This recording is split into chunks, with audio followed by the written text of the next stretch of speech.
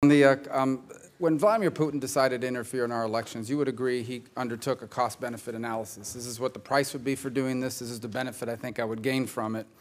And so where it leaves us is we have to do two things. We have to defend against potential interference, election systems and the like.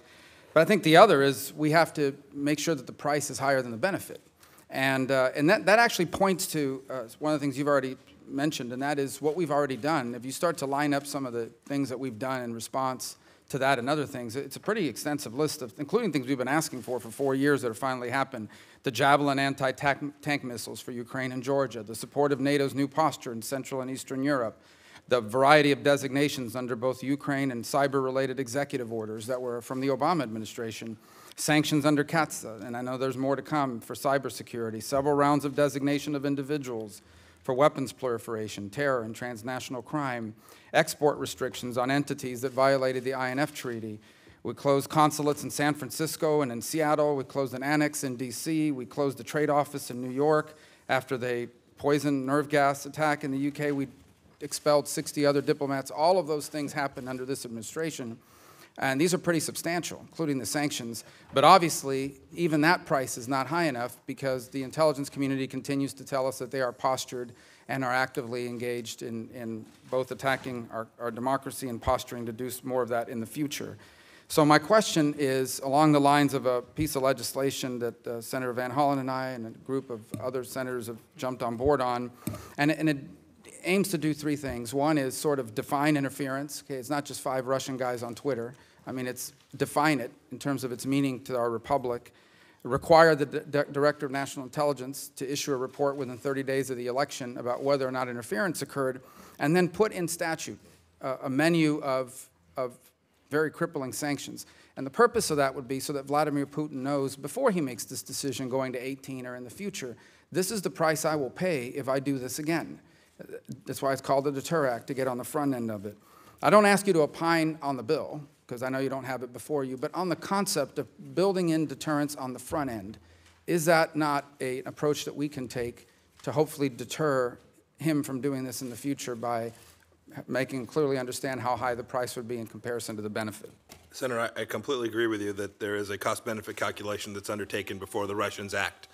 So it follows necessarily that putting on notice with essentially a fail-safe, if you will, about things that will follow has the likelihood of being successful in raising the cost in terms of how he calculates risk associated with a wide range of actions.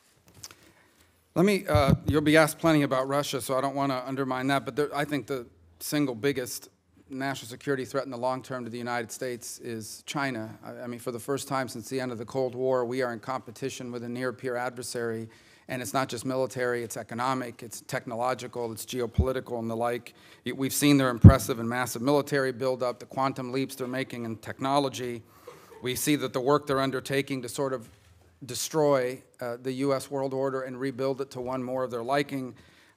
We've seen the gains they've made in 5G alone. I mean, China Mobile will be the only company in the world that can build standalone 5G networks by 2020. And what's really outrageous is many of these advances are not the result of hard work and ingenuity. They're also the result of intellectual property theft, forced transfers, and the like.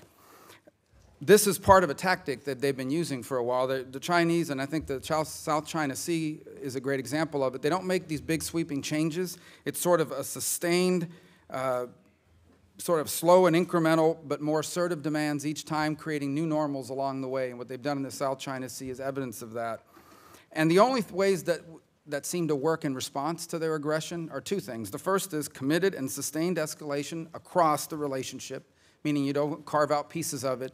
They do it that way. We have to do it that way. Our whole relationship, sustained and committed pressure. And the other is invoking the help of our foreign partners. And what I'm troubled by in regards to the administration posture on this is on the working with, invoking the help of our foreign partners has become complicated because we're currently engaged with trade disputes with the EU and Japan, Mexico and Canada, which we should have teamed up with to confront them. And I understand trade is an issue that needs to be addressed, but I don't know why we didn't address China first together and then dealt with our allies second.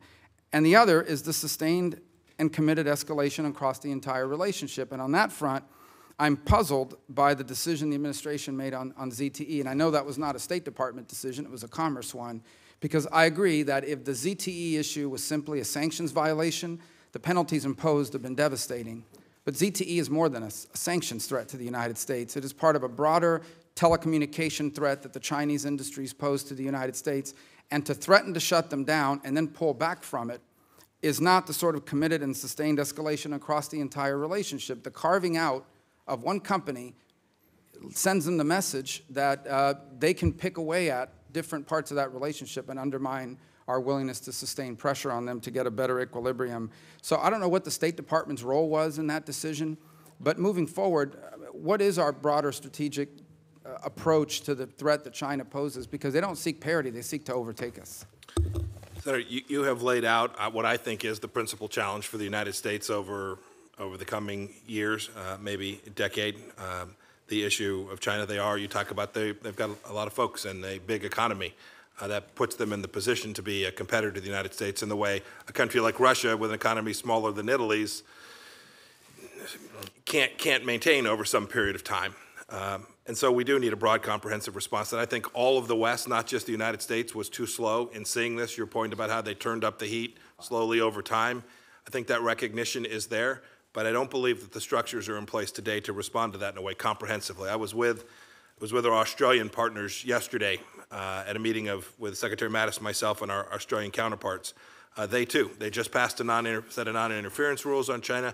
They are getting up to speed in the same way that as you all took a look at CFIUS and FIRMA, we're getting up to speed. We are beginning to strike that comprehensive response versus China that I think will ultimately do what has historically happened, allow America to prevail.